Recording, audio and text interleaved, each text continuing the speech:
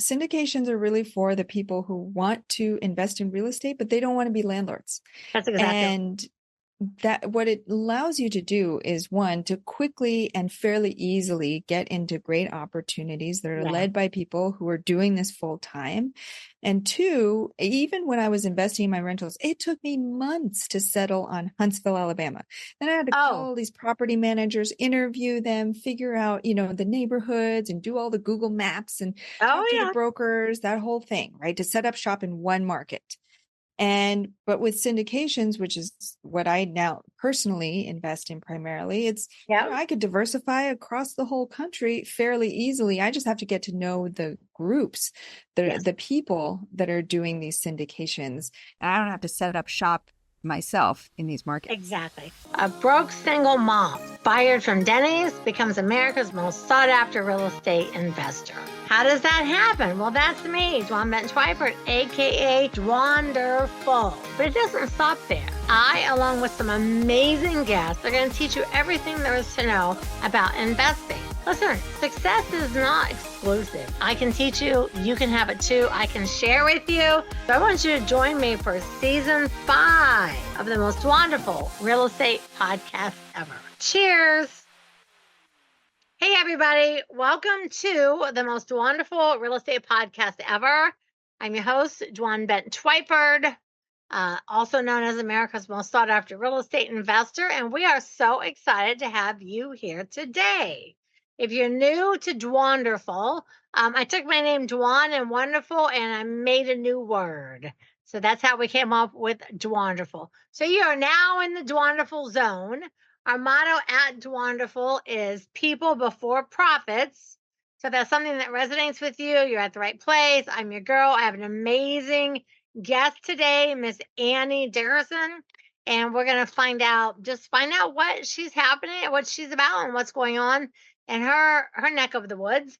And you can find me on Dwanderful at dwanderful.com. Actually, if you opt in, I'll send you a free ebook. I have about 4 ebooks. I'll send you a few. And I'm on all the socials, TikTok, Instagram, Facebook, Threads, X, all Dwanderful. So just look me up. I'm everywhere. So with that being said, Annie, I want to welcome you to the show today. Thank you. I'm thrilled to be here with you and your listeners. I love it. And I like the Goodegg Investments. That's awesome. That's right. It's all about building your nest egg while doing good in the world. I could not agree with you more. I really like that. Building your nest egg while doing good in the world. I just feel like, the world's gone crazy right now. A little bit. Yeah. Oh, God. I'm just like, I can't even believe how things were like even just a decade ago to what's happening right now. It's like, where are the good people? I know there's still a lot of good people, but man, I tell you what, it's starting to become questionable. Yeah, there's a lot of noise to cut through these days for sure. It's so much. So basically, we like to just throw our guests straight to the wolves. So what I'm going to ask you to do is just give us your name, how to contact you, and like a 1 sentence or 2 sentences of what you do. And I have a couple of fun little questions, and we're going to backtrack and find out how you became to be Annie Dickerson. Fantastic. Well, I'm Annie Dickerson, and I'm the founder and chief brand officer at Goodegg Investments. My business. What is it? Say it again. Hang on. Can I check real quick? My cleaners are here. Yeah. Do you hear anything in the background on your end? Okay. No. Just wanted to double check. Okay. So I'll keep going. So let me back up. So my name is Annie, and I never intended to get into real estate, honestly. I started out as a teacher, a 4th grade teacher with Teach for America. And actually, early on, my husband and I were really blessed with a really great real estate agent. Maybe not America's most sought after, but he was decent at the time. And the reason I say that was I was working as a teacher. He was working as a web developer. And we went down the list and we thought, okay, well, we got married. Check. What's next on the list? Oh, next is buy a house. Yeah. Okay. So we were living in Washington, D.C. at the time. And we said, okay, well, what do we want? Let's look at something. Being young 20 somethings, we thought, let's buy a condo or a loft, something really trendy. But our real estate agent took a more practical approach. And he said, those are nice, but you might want to think more long term. And he said, in DC, these row homes are pretty popular. They're like these Oh, townhomes. man, they are. And he said, some of them have not just one, but they have 2 units. And so you could potentially live in one, rent out the other, and that other unit could help you pay down your mortgage. And he said the magic words, he said, and plus, if you play your cards right and you hold on to this asset long term, someday you might be able to get this house to be cash flow positive. That's it. And I thought, I have no idea what that means, but you're that going to find out. So magical. And I said, this is what I want. I want something that's cash flow positive, that pays for itself, that we can leave to our kids, something that we can have long term. And so that's really what sparked the interest in real estate for me. And fast forward to now, there's a lot in the middle. I got a lot of questions, so don't jump ahead of me. Okay. I tell everyone how to find you. Yes. To find me, the best place to go is goodegginvestments.com. Or if you have any questions specific about anything we talk about here today, you can reach out to me directly at Annie@goodegginvestments.com. Okay. And then are you on social media?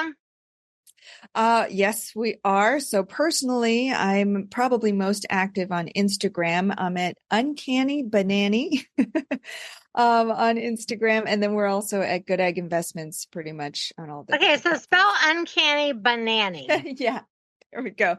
So it's UNCANNIE. So uncanny with the Annie in there.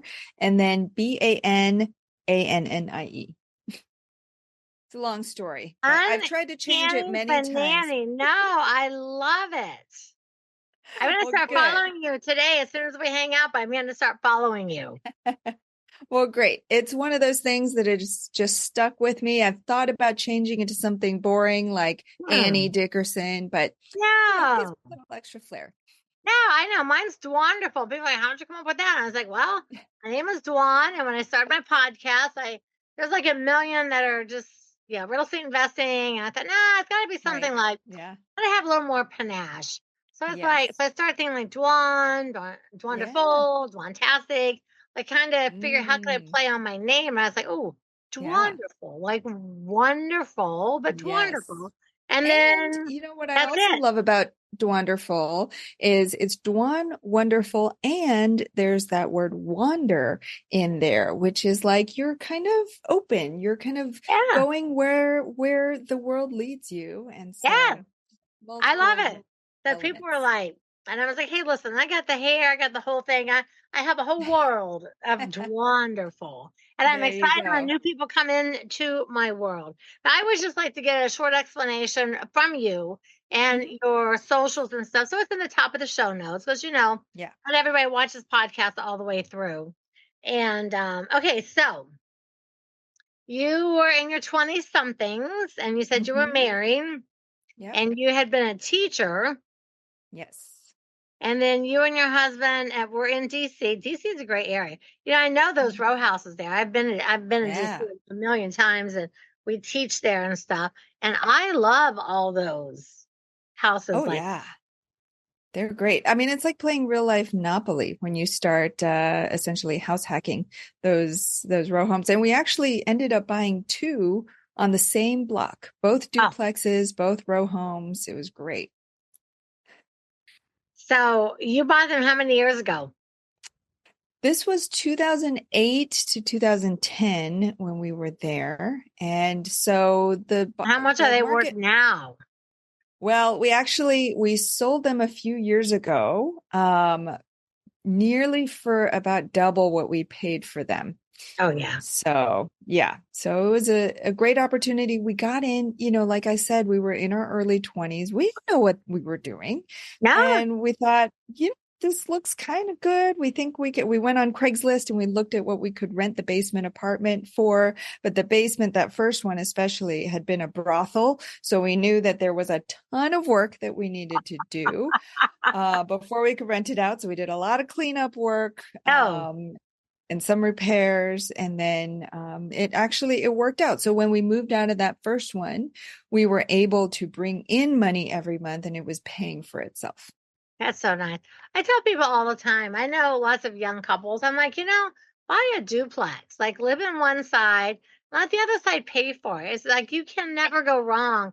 And then when you want to move up and get a house or whatever, rent that. And then when you have a house and you're like, hey, I'm ready to buy the next size of a house, like rent that one and just, keep scaling yourself up if that's something that you want to do. But I have told so many young people, I'm like, buy a duplex or a triplex, live in one and rent the other. Then it's like free to live there. Exactly. And people Exactly. just don't. They're like, oh, I don't want to live right next to people. It's like, but when you live in a house in a subdivision, you live right next to people anyway. Right. And you got to do it when you're young. And this is part of what I ran into later on. You got to do it when you're young, before you have kids, before you have accumulated a ton of stuff and you're tied down by your job or your, kids' schools and stuff. That way as a 20 something, we were used to living with people because we had just come out of the college dorms. And so Oh, we were used to living right next to people. So it wasn't a big stretch for us. Now in our older age, I'm like grumpier. I'm like, I don't want to live next to yeah. anybody. Okay, you cannot be that old. How old are you? I'm going to be 40 this year. Girl, I am 65 years old. Get out. You are not. I am. You're in your older age. You are a puppy. That's You right. I feel like I've been investing in real estate a long time, but yes, you're If you right. started in I still your got a lot 20s, you ahead of have me. been. Yeah, that's true. You have been. I mean, my daughter's 35 now, so I started when Yeah. she was a baby. So it's like, gosh, I've been doing this 35 years. How's that even possible? But I'm like, if Wow. you add Yeah. that up, shoot, that means I'm 65. How's that possible? Yeah. Yeah. But Well, we started out with, so that first one we ended up calling Alpha. We started collecting the letters of the alphabet. Our goal was to get to Zulu. So Alpha and Bravo were in Washington, D.C., right around the corner from each other. And then Charlie and Delta followed next. They were here in the Bay Area. And then as we got Delta, at that point we had two young kids. So our kids were about, 3 and newborn around that time when I started really digging into real estate. And I thought, okay, we got to expand. We got to do this faster. We can't just buy one duplex every, 3-4 years. This is going to take us forever to get all the way to Zulu. So yeah, it is. I said, let's see if we can do this faster. But because we had young kids at that time, we were living in the Bay Area. We had young kids. It's very expensive here in the Bay Area, very Yeah. competitive. Our kids had lots of stuff. We were tied down by the schools now. And so I thought, okay, maybe this whole moving around every couple of years and uprooting the kids, maybe this isn't the best fit anymore. Well, what else can we do? So then I said, well, looking around the Bay Area, I said, maybe we could just buy a duplex that we don't live in. And then we Yeah. just rent it out, And so we started looking at that. But of course, the landlord-tenant laws here in the Bay Area are very restrictive. Yeah, they So then are. I thought, oh, that could be a potential headache and a lot of risk that I'm taking on. So then I said, okay, well, maybe not. But then what else could we do? And so I was in this phase of like, okay, how can I? I know I want to invest in real estate, but I don't know exactly how. And so I said, well, maybe we could go beyond the Bay Area. So this was in 2016, 2017. I said, Okay. maybe we could go beyond the Bay Area. And I basically pulled down a map, like in middle school geography class. I pulled down a map of the whole United States. And I was like, all right, well, if not here, where should we go? And I started scouring the web for all sorts of different articles, research, anything I could get my hands on about different markets, especially emerging markets around the Yes. country. And I thought, if I can catch a market kind of on the upswing, sort of like DC was when we first started investing there, especially the neighborhood that we invested in, I said, if I could find a kind of sleeper market where there's job growth coming to the area, where there's population growth, where there's job diversity, there's lots of opportunity, people moving to the area. If I could invest there now and kind of take advantage of that upswing, that could be a really good investment. So I started cross-referencing all these lists of the top markets to invest in. I stumbled across a great book called Emerging Real Estate Markets by Dave Lindahl. Yeah. I know Dave Lindahl.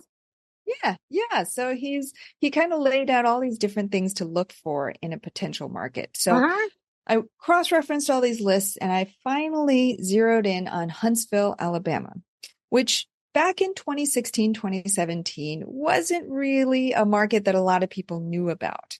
Now you say Huntsville and a lot more people know about Huntsville, Alabama. But back then, I remember I would tell my colleagues and whatnot about Huntsville and they were like, Huntsville? Where's that? And I knew I was onto something because this was a small town, but I knew that there were jobs. I think Toyota at the time was going to build a factory to bring 6,000 jobs to the area. There were some other big name companies coming to Huntsville. Huntsville also had actually the highest rate of PhDs per capita in the country. Really? And right? It's very shocking because here it is, this small town, but rockets are built in Huntsville. And so when you look at a map of Huntsville, this is what put me over the top with Huntsville. Because Dave Lindahl says in his book, you got to look for a market that's got a natural barrier to growth. That's why the coastal cities do so well. Like San Francisco, as more people come here, they can't build into the ocean. And that's right. Same with mountainous regions. But most of the landlocked states, they don't have that natural barrier of growth. But Huntsville, what Huntsville has to its advantage is if you look at a map of Huntsville, kitty corner to downtown Huntsville is this huge swath of land called the Redstone Arsenal. And it's government land. So that's where the rockets are built. The military is there. The FBI is there. So it's all government land. And so I started putting these things together and I said, well, okay, jobs are coming. That means people are going to be moving here. There's going to be population growth. People like to live indoors. So they're going to need more housing. But they're not going to be able to build here. So they're going to have to spread out. And so that means that these houses right here close to the downtown area, that's going to be prime real estate in a few years. And so that's what kind of I latched onto. And so very quickly, as we invested in Huntsville, because when you're from an expensive market like the Bay Area and you invest pretty much anywhere else, it looks like everything's on fire sale.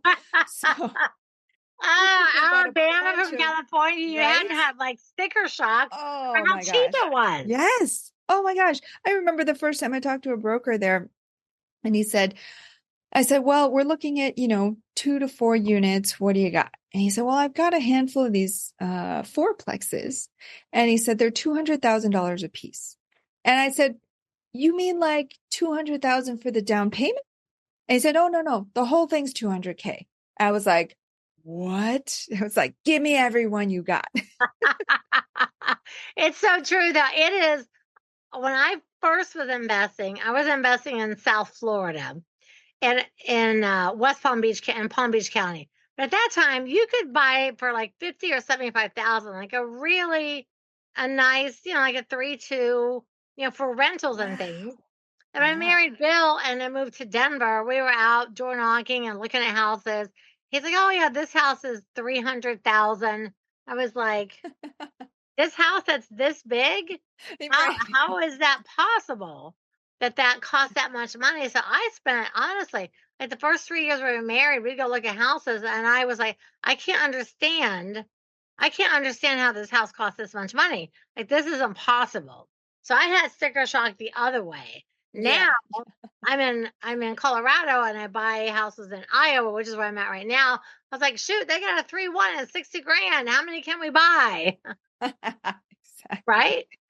Yeah. Iowa is actually the first place I was born in Beijing, and then Iowa was actually the first place that we lived when we came to the States. I was 4 years old, and it was kind of like, talk about sticker shock. It was culture shock for sure. Oh, Going from busy Beijing to Ames, Iowa. Whew. My oh, mom yeah. thought she had been sold a bill of goods. But Iowa's a good little town. We invest It here. is. We buy a bunch of commercial buildings and stuff. Any place and like Alabama, any place that's like just like a little American town where people Yep. want to bring industry, especially like, they build rockets and stuff. I mean, that can change everything. And they're probably Mhm. still super inexpensive compared to what everything is in California. Oh yeah, absolutely. And so I'll tell you, so in Huntsville, we then bought, we had Alpha, Bravo, Charlie, Delta already that we had house hacked. Then we picked up in Huntsville, we had Echo, Foxtrot, Golf, and Hotel. But what happened was very different. And because when you house hack, when you're in a duplex and you're renting out one unit, you know those people. They live under the Yes. same roof. You see them every day. You say hi, you become friends, which means you're constantly talking to them. You're constantly seeing them. You know what kind of people they are, and you have an open line of communication. This was many states over. And yes, I had a property manager that I was working with, Uh-huh. but we only met, once a week. We talked once a week. Yeah. And so in between, I didn't know who these people were who were living in these properties that I owned. Yeah. And on top of that, it wasn't the most luxury properties, let's say, in the Yeah. luxury neighborhoods. They were more working class properties in working class neighborhoods. And so all of a sudden, within the span of a few months, we came across things that we had never come across before. Theft, vandalism. I Oh. had to start thinking about eviction. It was all sorts. We had this one guy who had this big dog, and it was a pet-free property. So we kept telling him, you can't have a dog here and whatnot. Finally, we said, this isn't going to be the best fit if you're going to have a dog here. So one day he finally decides to leave.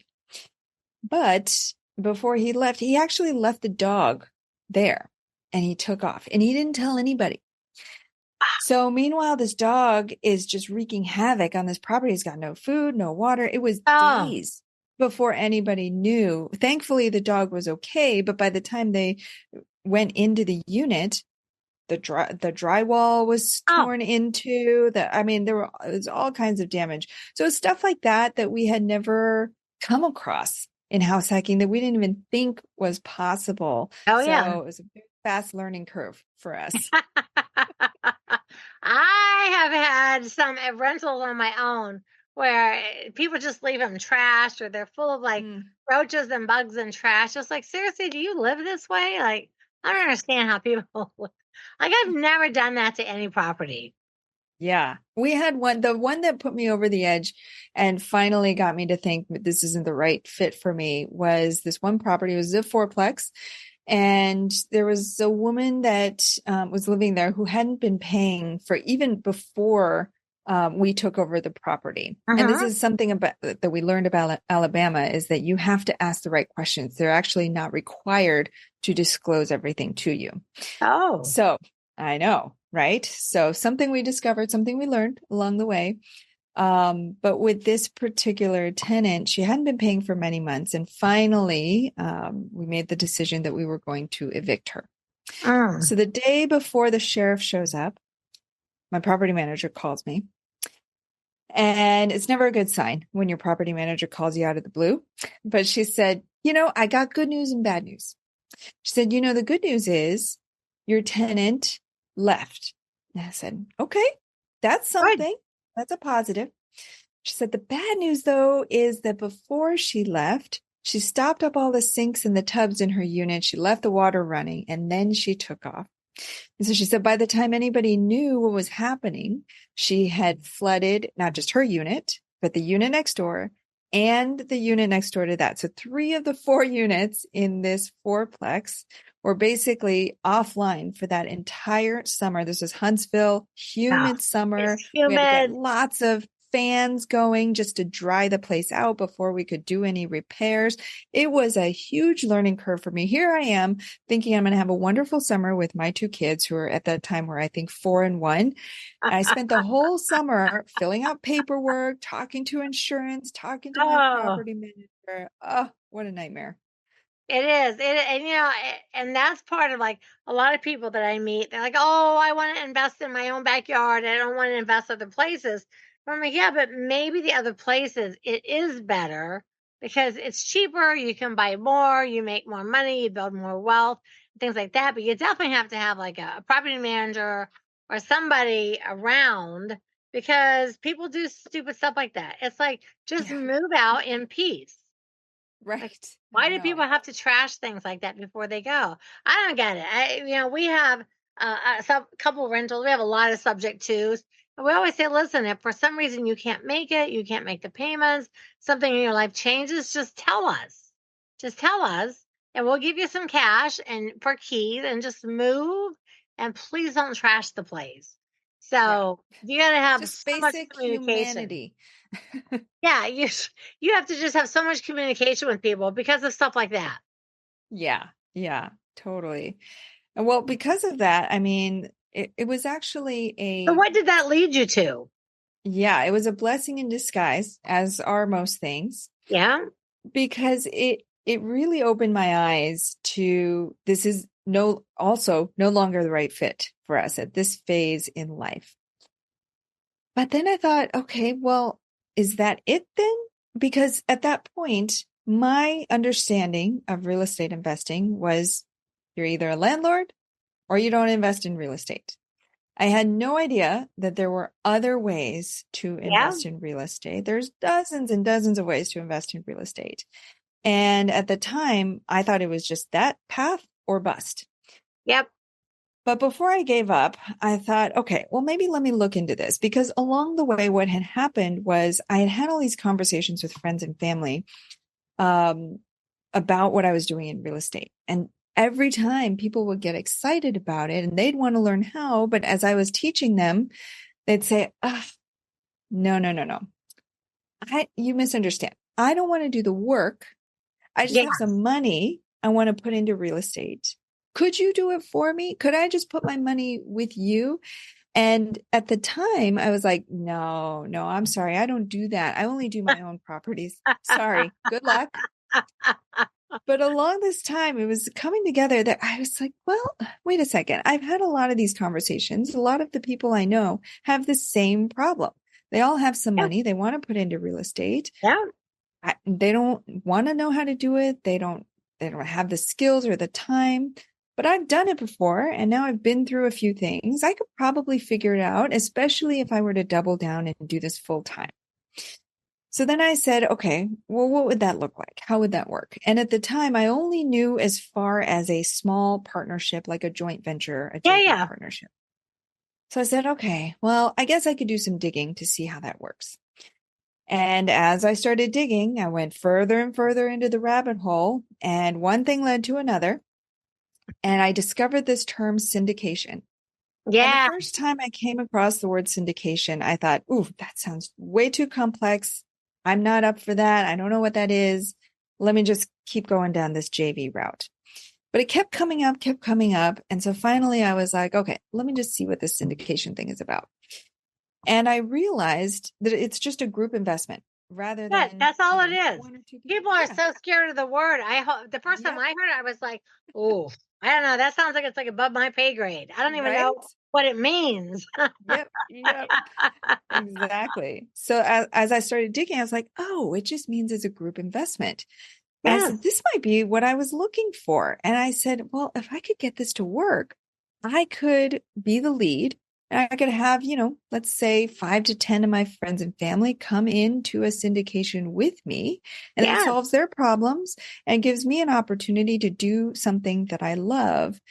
And so that was kind of my plan. The other thing that really irked me about syndications when I discovered them was that I was like, wait a second, how is it possible that this opportunities has existed for generations? And I've been at that point, I had been investing in real estate for about 10 years, and Oh, yeah. nobody had told me about syndications. Oh, And I yeah. thought, why is this such a secret? Why is this a country club investment, as they call it? Why isn't this available to the masses, to the everyday investor? And so that combined with my friends and family who needed help, I was like, I got to get the word out to the streets. I got to let people Yes, you know do. that this opportunity is out there. So that's what led me to pursue syndications, which is what we focus on now. Now, see, I love that because you started out probably like most investors. You're married. What can we do? Let's get a Yep. rental. Like I feel like kind of a lot of it. I started off, I rehabbed a few, I wholesaled a few, I got a couple rentals. Like, I think a lot of us kind of have that same path. And then you get going. And then, like, now we buy commercial buildings. And then you hear, like, the first couple times I heard about syndication, I swear to you, the first time someone explained it to me, I was investing, gosh, maybe 20 years already. And I could not wrap my mind. I'm like, okay, just explain this one more time. You have to have money. You have to be accredited. You have to not be accredited. I like, for whatever reason, I'm not understanding what this is. And now it's like, it's such a great way for people to start because they don't have Yeah. to do all the work. They have somebody like you that's already like running the ship there, and they can invest and put money in and get money back. And I feel like it takes the guesswork out of it for a lot of people. Yeah. And that's what we always tell people is, syndications are really for the people who want to invest in real estate, but they don't want to be landlords. That's exactly right. And that what it allows you to do is one, to quickly and fairly easily get into great opportunities that are Yeah. led by people who are doing this full time. And two, even when I was investing in my rentals, it took me months to settle on Huntsville, Alabama. Then I had to call all these property managers, interview them, figure out, the neighborhoods and do all the Google Maps and talk to the brokers, that whole thing, right? To set up shop in one market. But with syndications, which is what I now personally invest in primarily, it's, I could diversify across the whole country fairly easily. I just have to get to know the groups, the people that are doing these syndications. And I don't have to set up shop myself in these markets. Exactly. Are you enjoying this episode? Make sure you don't miss a single solitary episode. Click subscribe, like, follow, all the things so you'll get notifications whenever time a new show comes out. And let your friends know about it too. It's amazing. All right, so if you want to learn more about real estate investing, just reach out to Dwanderful.com. I'll send you some free stuff.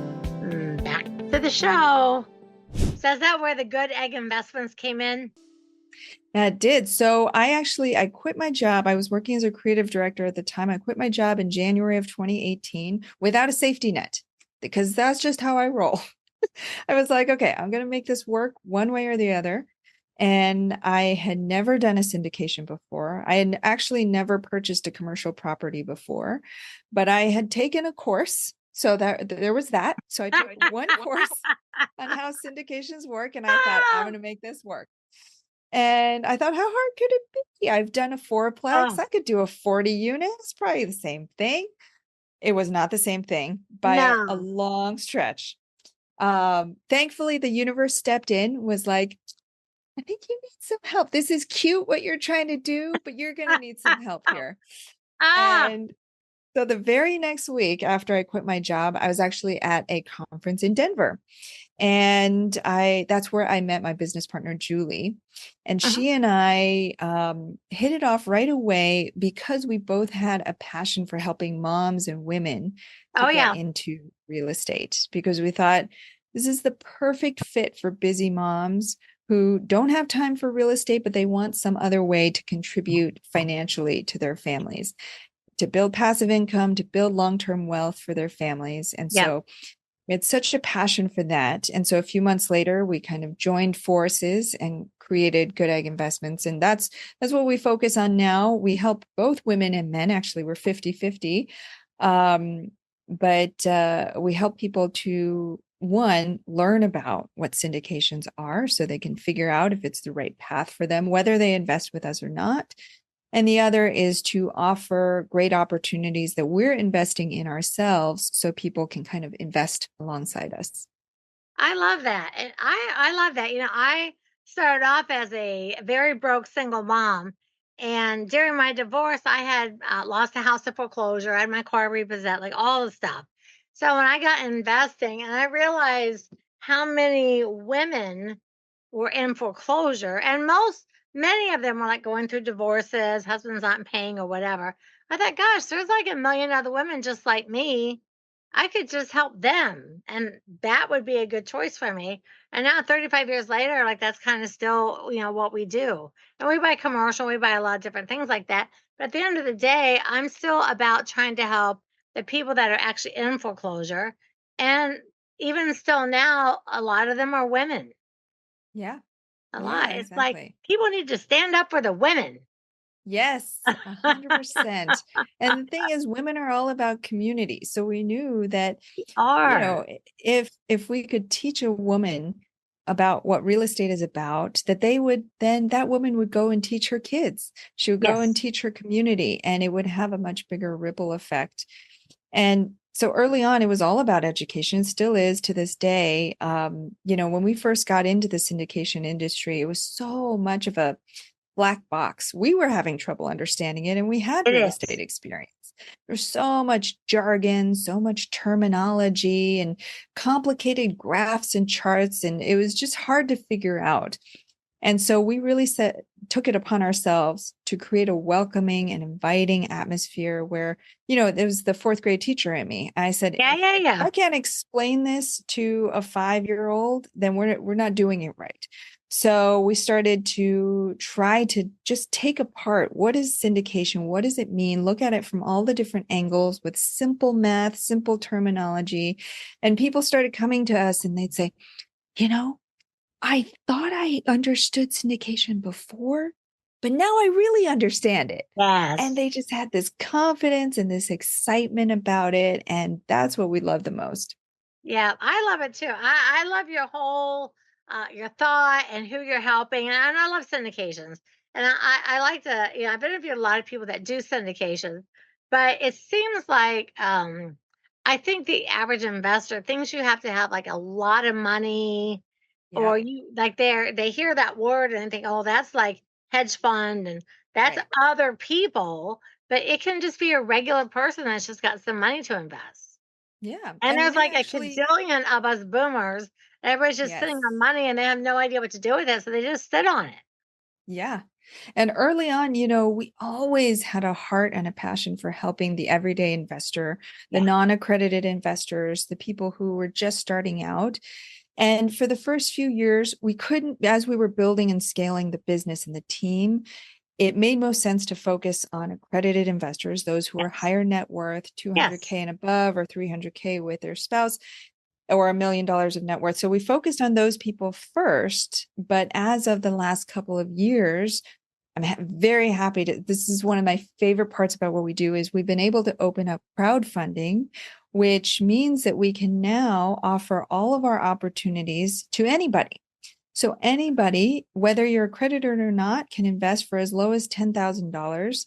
And so one of my crowning achievements is that my mom now gets to invest with us. Oh, And it's great because, she had never invested in real estate yeah. earlier in her life. And she doesn't know the first thing about managing a rental property, but now she can start to grow wealth in a meaningful way, even though she's not yet accredited. I think that's amazing. That is amazing. That's such a good story too, because you'll teach your kids. Now you're Mm-hmm. teaching your mom, and Yeah. like that's how generational wealth starts. Mm-hmm. Someone's got to be the top of the food chain that's like, hey, I'm going to teach these people that are coming up behind me. And somewhere along the way, your whole family will just be all into investing and doing this and maybe even growing past that into something. And they'll all be like, oh, it's because of Grandma Annie. Yeah. Exactly. And the thing that I want talked about this before. The thing that I want my kids to take away Yeah. about real estate investing is, back when I was a teacher, the first paycheck that I took out of my teacher mailbox, I ripped it apart, looked at it, and I thought, that's it? I thought I just worked my tail off for the last 2 weeks. This is what I get. I think it was just barely over $1,000. Yeah. And I thought, how can I possibly create a living on this? Yeah. And what I want my kids to know is I don't ever want them to be in a place where they say, I love teaching or whatever it is. This is my passion, but because I'm not paid enough, I can't do this job. Yeah. I'd hate for them to be in that position as Yeah. I was at that time. If I had known everything I know about real estate now, and I really loved teaching as much as I did, then I could say, you know what, it's okay. I don't depend solely on this paycheck because I've got these other streams of income from my real estate investments that I can use to support my income. So That's right. that's And kind of, now you're just teaching on a different level. You're teaching investors about yep, syndication. So the yep. teacher in you is still there. Yes, exactly. Still The there. teacher in you is still there. Okay. So I want to jump topics for a minute. And Yeah. I love your whole story. I love every single thing about your story. It's just all of it. And it's amazing. And the fact that your mom can do it, it's like, oh, that just touches my heart. It's like, Yes. oh, that's so cute. My mom is 87 and my dad's 86. So he started buying rentals a couple years ago and started doing some things. And I was like, it's good because, like, okay, I started, then they jumped into, and then now Yeah, there you go. all my kids are millennials. So they all own rentals and they all work for themselves. Nice. I know they Oh, just teach their kids and they keep going. We'll end yep. up with a fully self-employed line that just goes There down, you down, down, go. down, down, and Yep. create it's a blessing to create generational wealth. 100%. So Yep. much. Okay, we're gonna jump topics. Tell me, what is your favorite band of all time? Ooh. Oh, I like that. I guess Taylor Swift doesn't count. My kids are obsessed with Taylor Swift. But are But you obsessed with Taylor I Swift? I would say actually my favorite band of all time is actually, I would say Green Day. It's a surprise for a lot of people who know me, but their American Idiot album, I don't know. I think it's the rebel in me. It's I wonderful. listened to that every day for like a year while I was in game design school, just getting up the energy to go with Ah, the hustle and the grind. And I don't know, something about Boulevard of Broken Dreams, especially ah, where the lyrics talk about, you're on your own, you're walking this path, you've got to depend on yourself. And something yeah. about that really spoke to me. I think that might be one of my all-time favorite songs of my entire life. Because when I Yeah. hear it, I'm like, that's how I feel sometimes. I'm just Yeah. walking on my path, Yep. you know, my shadow and me walking along. That's Green Day right. is a good That's choice. right. I'm a big Green Day fan. So I'm a fan of Green Day. And I get it. I think it's the rebel too. It's just like a lot of their Yeah. stuff I super relate to. What's your favorite food? What kind of food do you like to eat? Oh my gosh. We were just on this trip, this family trip to Bali and Singapore.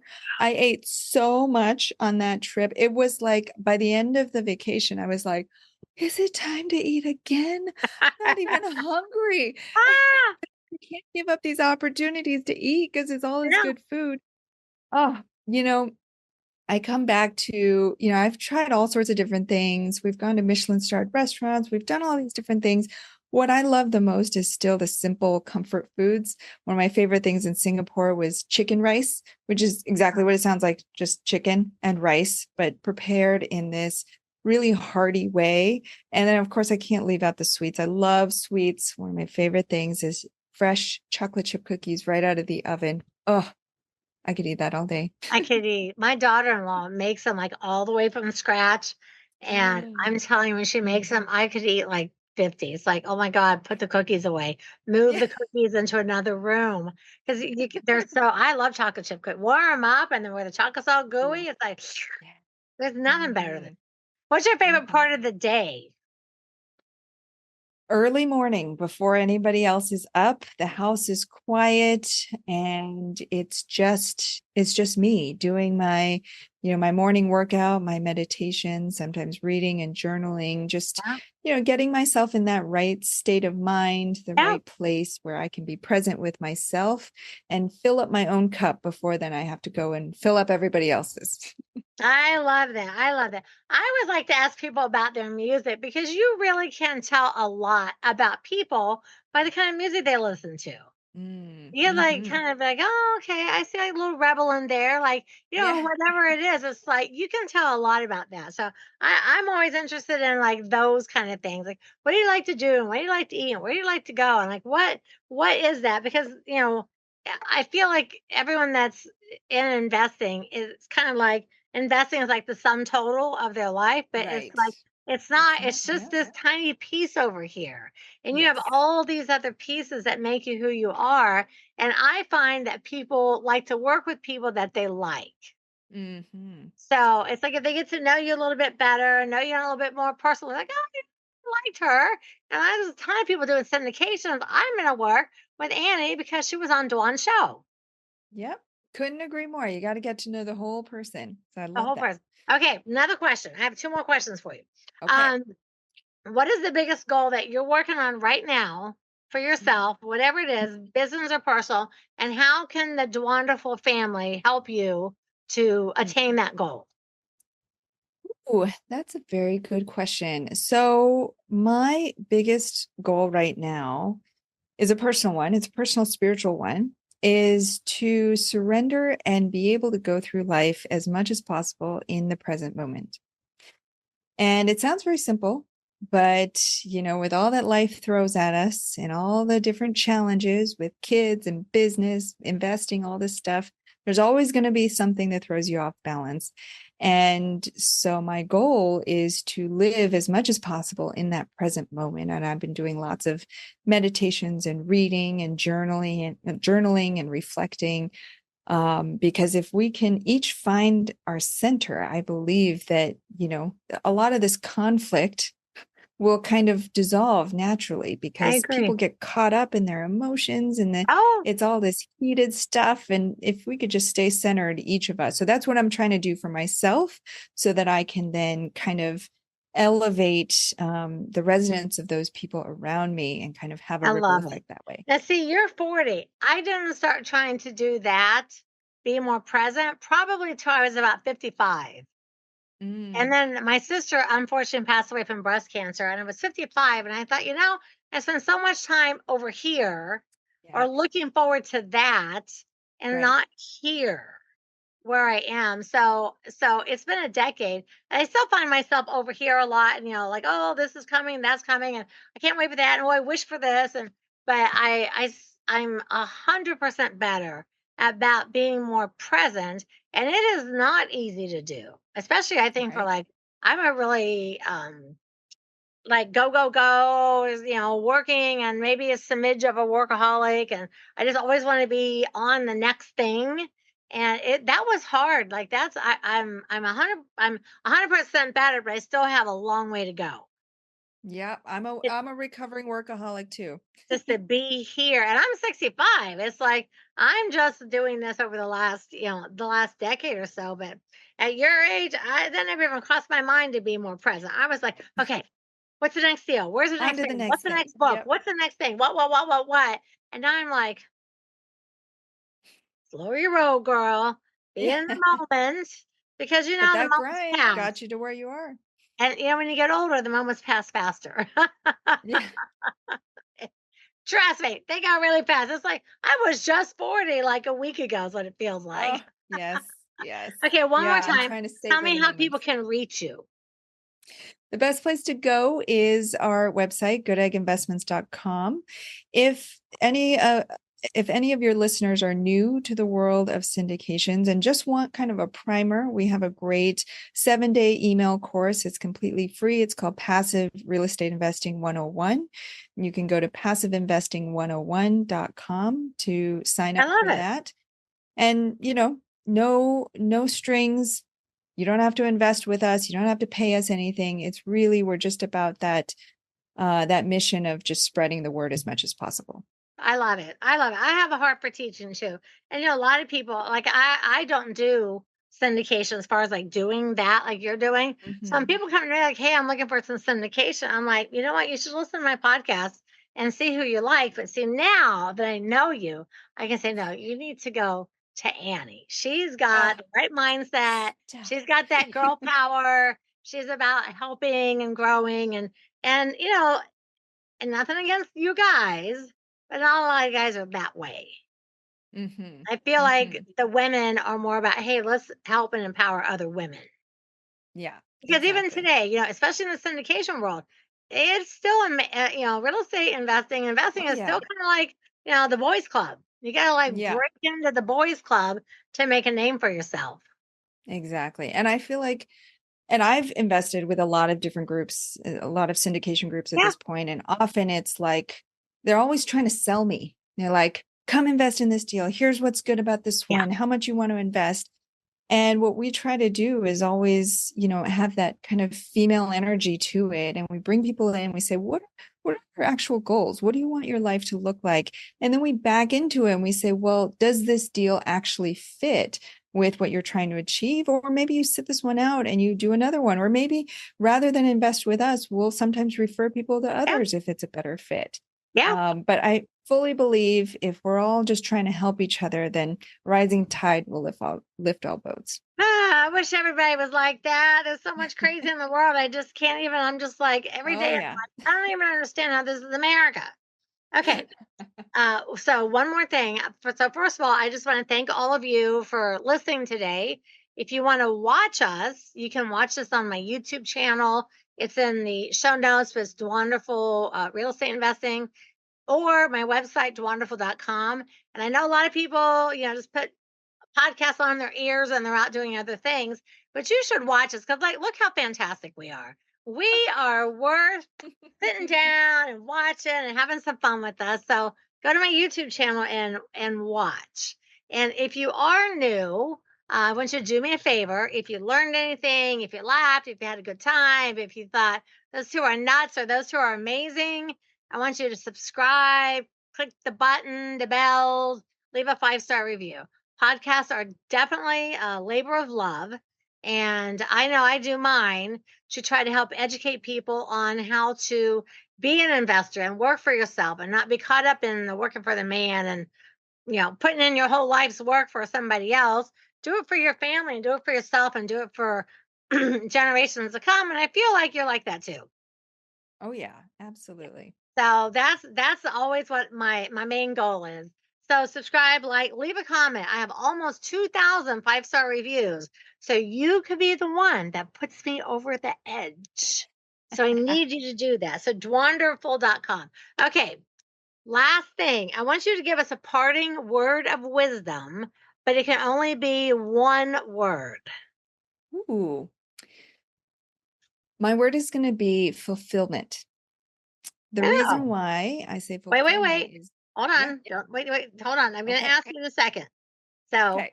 everyone that listens, I tell them to write the word. So that's our word of the week. And the Mm. Dwanderful universe, that is our word of the week now. I tell everyone to write it down, put it on a little sticky, put it in your mirror, and every day just say fulfillment, fulfillment, fulfillment. But I do want to know, what does it mean to you? To me, fulfillment is about it's beyond just happiness. It's beyond the material things. It's a synthesis of what really fills you up and can sustain you and makes you feel good about this one precious life that you're living. And it's about impact. It's about giving back, and it's about really doing that thing that makes your heart sing. Sometimes it takes a lot of courage to step out into whatever that is. That does. But once you get there, then that fulfillment will carry you through. Yeah, I love it. Okay. So now you know what it means to Miss Annie. And after we say goodbye to everyone else, I want you to just stay on for a second longer. And so that's it. Our word of the week is fulfillment and syndication. Y'all have heard me talk about it before. I love the idea. I love the concept. I don't do it. So when I'm interested in something like that, I have to go find other people. And you know, I really, truly, I love your heart. So this is who I'm recommending for your syndication goals right here. And I want to thank all of you for being on with me. Annie, I want to thank you too. As you know, I say every week, time is our most valuable asset. And I appreciate that you all spend your time with me. And Annie, I appreciate you spending your time with me because when our time's up, time's up. So we'll be back next week, same bat time, same bat channel. And remember that the truth is in the red letters. All right, everyone. Ciao. Annie, thank you. Thank you, Dwan. You just had a taste of the most wonderful real estate podcast ever. So just one more thing before you go. If you laughed, if you learned something, please leave a 5-star review.